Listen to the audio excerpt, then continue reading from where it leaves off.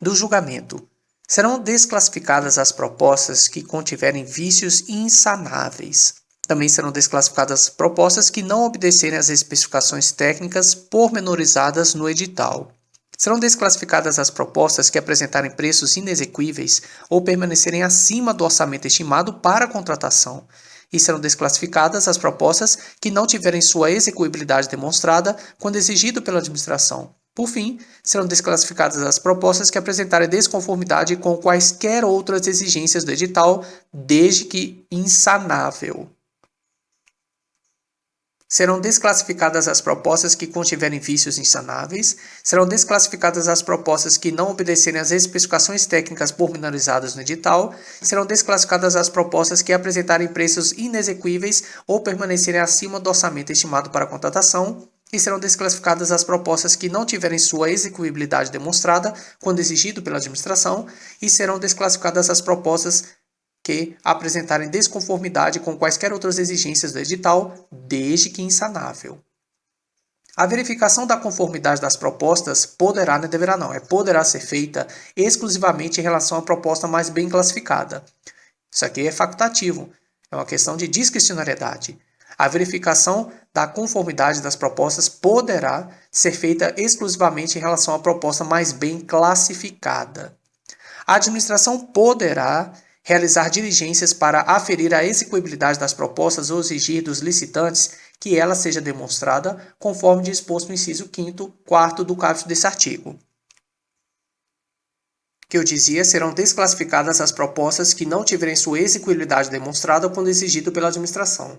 Então, a administração poderá realizar diligências para aferir a execuibilidade das propostas ou exigir dos licitantes que ela seja demonstrada conforme disposto no que eu acabei de citar.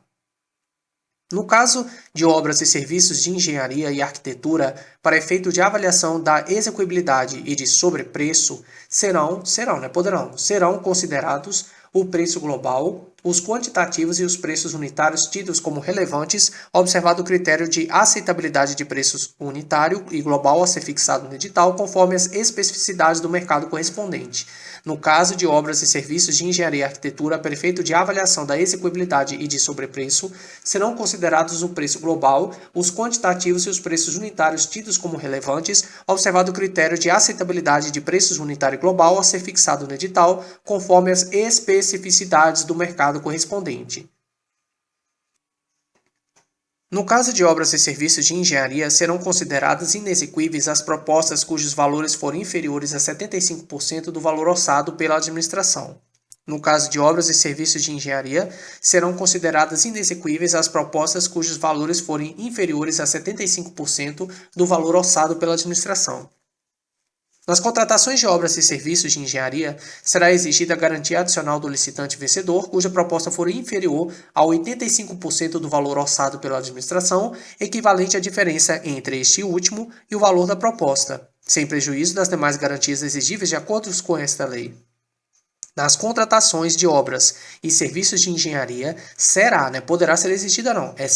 exigida a garantia adicional do licitante vencedor, cuja proposta for inferior a 85% do valor orçado pela administração, equivalente à diferença entre este último e o valor da proposta, sem prejuízo das demais garantias exigíveis de acordo com esta lei. Em caso de empate entre duas ou mais propostas, serão utilizados os seguintes critérios de desempate nesta ordem. Primeiro, disputa final, hipótese em que os licitantes empatados poderão apresentar nova proposta em ato contínuo à classificação. Segundo, avaliação do desempenho contratual prévio dos licitantes, para a qual deverão preferencialmente ser utilizados registros cadastrais para efeito de atesto de cumprimento de obrigações previstos nesta lei. Terceiro, desenvolvimento pelo licitante de ações de equidade entre homens e mulheres no âmbito de trabalho, conforme o regulamento. E quarto, desenvolvimento pelo licitante de programa de integridade, conforme orientações dos órgãos de controle. Então, em caso de empate entre duas ou mais propostas, serão utilizados os seguintes critérios de desempate nesta ordem. Primeiro, disputa final, hipótese em que os licitantes empatados poderão apresentar nova proposta em ato contínuo à classificação. Segundo, avaliação do desempenho contratual prévio dos licitantes, para a qual deverão preferencialmente ser utilizados registros cadastrais para efeito de atesto de cumprimento de obrigações previstas nessa lei. Terceiro, desenvolvimento pelo licitante de ações de equidade entre homens e mulheres no ambiente de trabalho conforme o regulamento. E quarto, desenvolvimento pelo licitante de programa de integridade conforme orientações dos órgãos de controle. Então, em caso de empate entre duas ou mais propostas, serão utilizados os seguintes critérios de desempate nesta ordem. Primeiro, disputa final, hipótese em que os licitantes empatados poderão apresentar nova proposta em ato contínuo à classificação. Segundo, avaliação do desempenho contratual prévio dos licitantes, para a qual deverão preferencialmente ser utilizados registros cadastrais para efeito de atesto de cumprimento de obrigações previstos nessa lei. Terceiro, desenvolvimento pelo licitante de ações de equidade entre homens e mulheres no ambiente de trabalho conforme regulamento. E quarto, desenvolvimento pelo licitante de programa de integridade conforme orientações dos órgãos de controle. Em igualdade de condições, se não houver desempate, será assegurada a preferência sucessivamente aos bens e serviços produzidos ou prestados por 1. Empresas estabelecidas no território do Estado ou do Distrito Federal do órgão ou entidade da administração pública estadual distrital licitante ou, no caso de licitação realizada por órgão ou entidade de município no território do Estado em que este se localize. 2. Empresas brasileiras.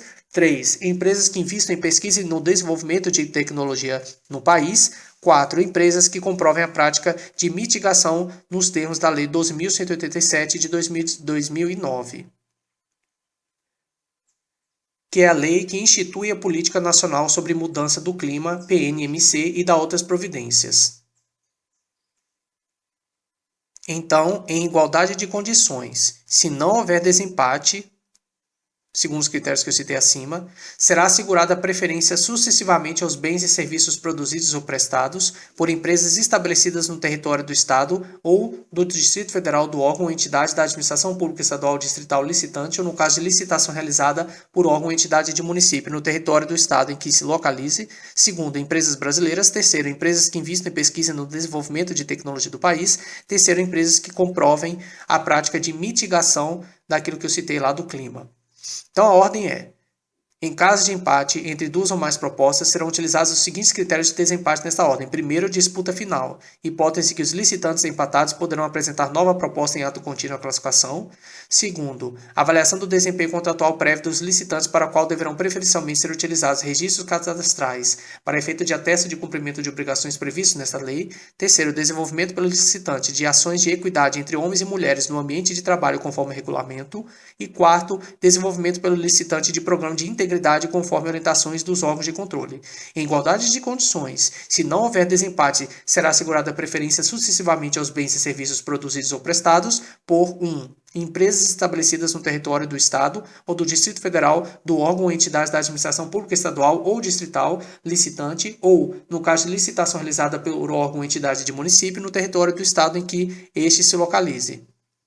E segundo, empresas brasileiras. Terceiro, empresas que investem em pesquisa no desenvolvimento de tecnologia do país. E quarto, empresas que comprovem a prática de mitigação contra aquelas coisas do clima.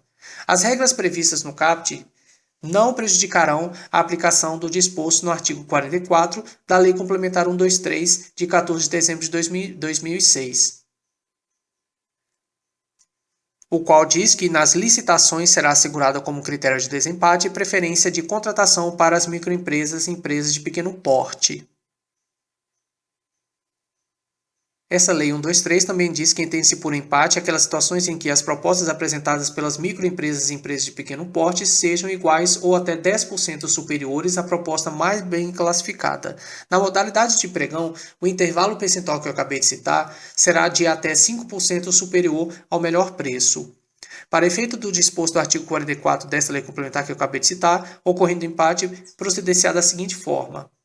A microempresa ou empresa de pequeno porte mais bem classificada poderá apresentar proposta de preço inferior àquela considerada vencedora do certame, em situação em que será adjudicado em seu favor o objeto licitado, não ocorrendo a contratação da microempresa ou empresa de pequeno porte, na forma do que eu citei acima, serão convocadas as remanescentes que porventura se enquadrem nas hipóteses que eu acabei de citar, né?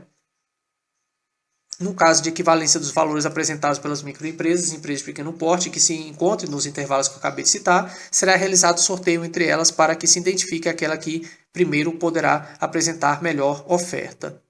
Na hipótese da não contratação, o objeto, nos termos do que eu acabei de citar, o objeto licitado será adjudicado em favor da proposta originalmente vencedora do certame. O disposto nesse artigo somente se aplicará quando a melhor oferta inicial não tiver sido apresentada por microempresa ou empresa de pequeno porte. No caso de pregão, a microempresa ou empresa de pequeno porte, mais bem classificada, será convocada para apresentar nova proposta no prazo máximo de 5 minutos após o encerramento dos lances, sobre pena de preclusão. No caso de pregão, a microempresa ou empresa de pequeno porte, mais bem classificada, será convocada para apresentar nova proposta no prazo máximo de 5 minutos após o encerramento dos lances, sobre pena de preclusão.